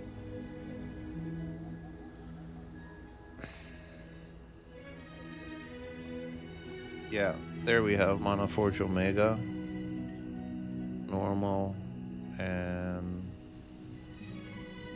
heroics. Okay. So yeah, there's a full-fledged raid going on there, Mana Forge Omega, that I don't even know of. So that's cool. We can get into that also. Even though I've said a few times before that I've actively kind of tried to stay away from raiding or doing dungeons while streaming, because it tends to be more like progressive oriented and there's not so much to tell. It's more like action, but I don't know, it depends, I guess. I think if I'm playing a new dungeon and a completely new raid that I've never played, I think that the first experience view can probably be interesting, and it's kind of fun for me as well. If it's a raid that I've never played, a dungeon I've never played, there's probably a lot of stuff that's gonna, come to mind and be quite interesting. So it could be fun to stream dungeons and raids if it's like the first view experience. And I haven't played either of those dungeons and raids in Karesh, so they're all new to me. But yeah, my screen is a little bit messed up, so I have to. if we're gonna do that, I probably have to do that early on in the stream before my LCD messes up the colors and everything. So we got a good like maybe 20-30 minutes of either dungeons or raids at the beginning of the stream that we could do. But after that, it will probably get a little bit difficult for me and not so enjoyable as well because the screen will get cluttered.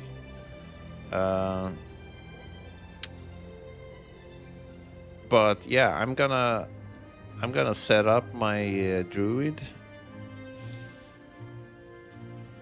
probably both for tanking and heals. Not so much DPS. I usually focus on healing when it comes to raiding. As for dungeons, unless it's Mythic Plus, if it's just heroic dungeons, I usually have no trouble just tanking. It's pretty straightforward. But Mythic Plus it can get a little bit intensive. Also healing I'm okay with, like usually heroic dungeons and raids up to heroic level, but Mythic is a bit too rough.